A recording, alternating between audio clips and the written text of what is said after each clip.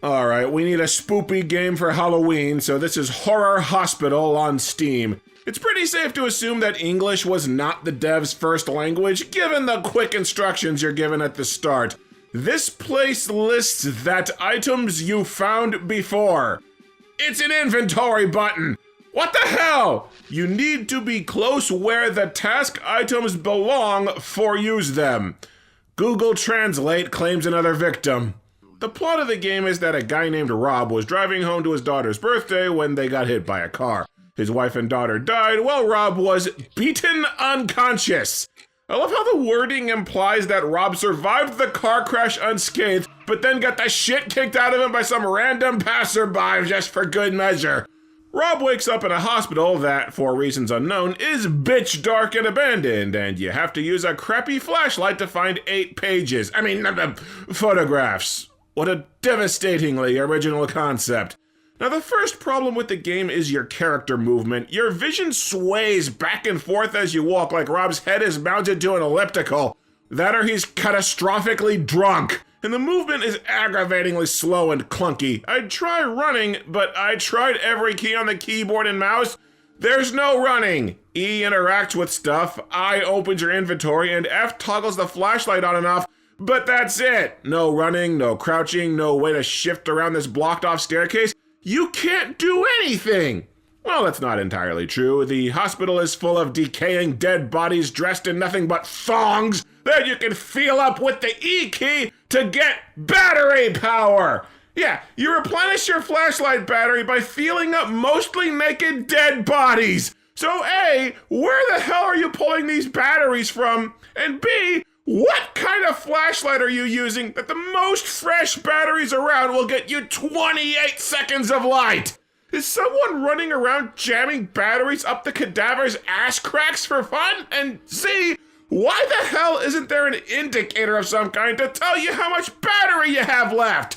And the game's graphics are kinda garbage. The lighting textures from the flashlight on this door are stroking out. If you press yourself against a wall, you'll often be able to see what's on the other side.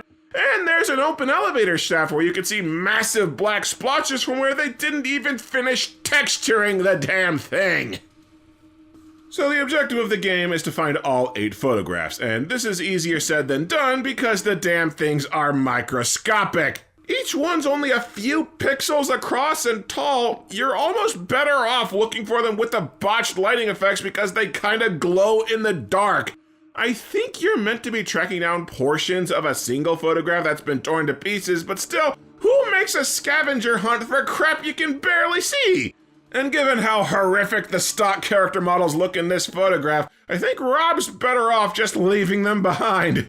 So I wander around this tiny starting area. It's like 2 moderately sized common areas and 2 hallways. I managed to track down 5 of the photographs, and I start to wonder, where the hell are the enemies? I mean, we've all played Slender and the tidal wave of stock horror games that it spawned. You wander around looking for items, and there's a spooky ghost thing out to kill you that you have to avoid. That's how it works. But for the life of me, I haven't seen a single enemy, and the map is so small and tight that it'd be hard to miss them.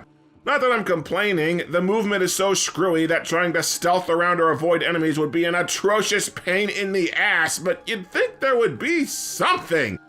Instead of having any actual enemies, you have a despair meter in the corner of the screen. Yeah, despair, or Yumutsuzluk. Maybe the real horror is that trying to pronounce these names makes incantations to summon actual demons.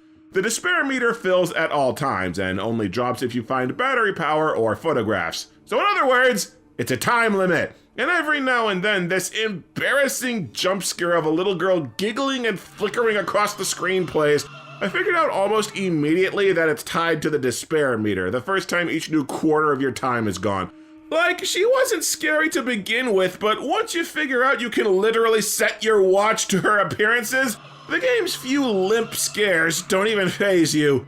Well, I wandered this tiny environment and found 5 photographs before succumbing to Umutsuzluk. Okay, I'm pretty sure I did actually summon something that time. And well, this is what happens when you die. The screen just fades out to text reading all done. As in, you're all done with this game.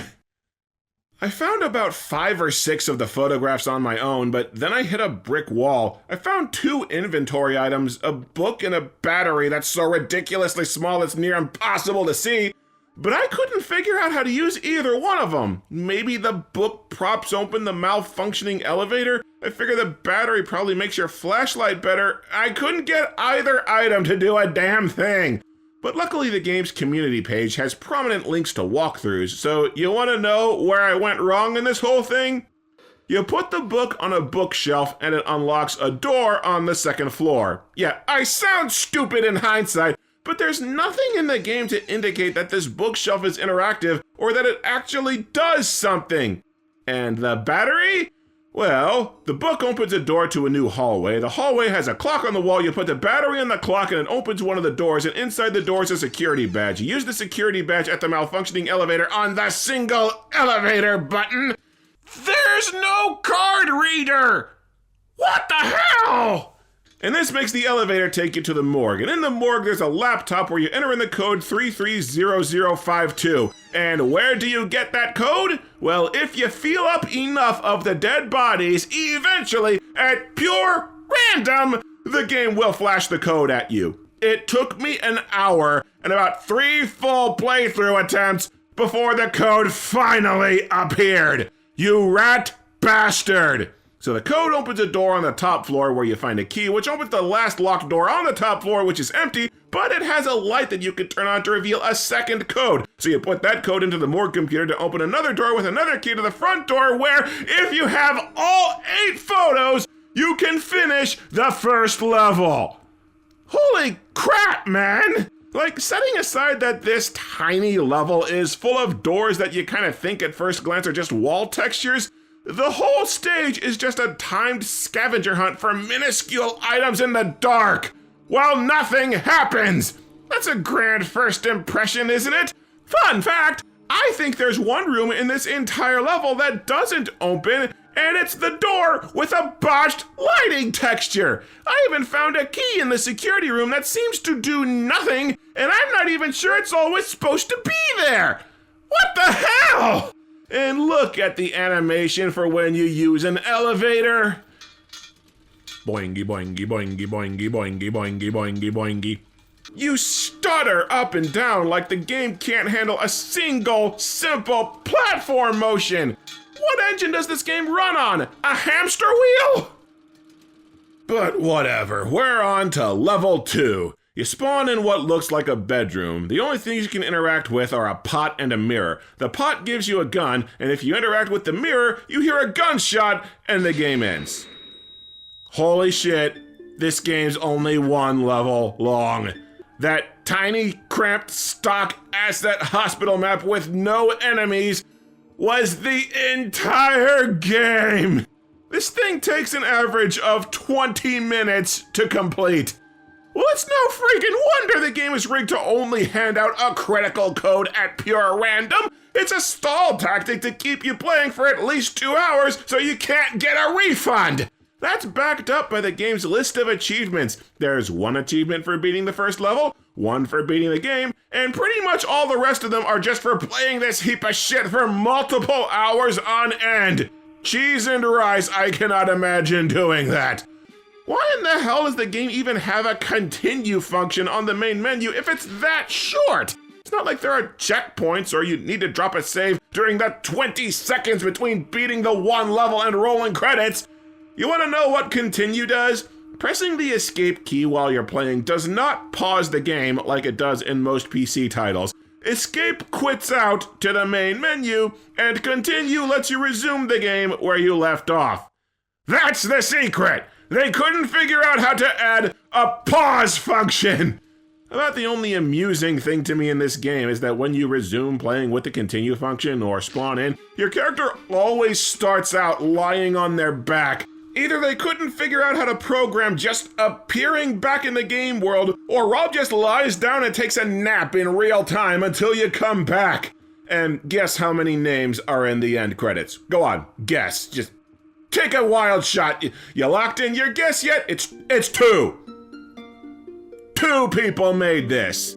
And you might say it's not fair to pick on them or their game, but my videos are made by one person and I catch flack for it, so I say fair is fair. Horror Hospital is complete amateur hour, a first-year student project with an F on it. A dark room and a time limit do not make a video game. It's like if you made Slender and Slender Man never showed up.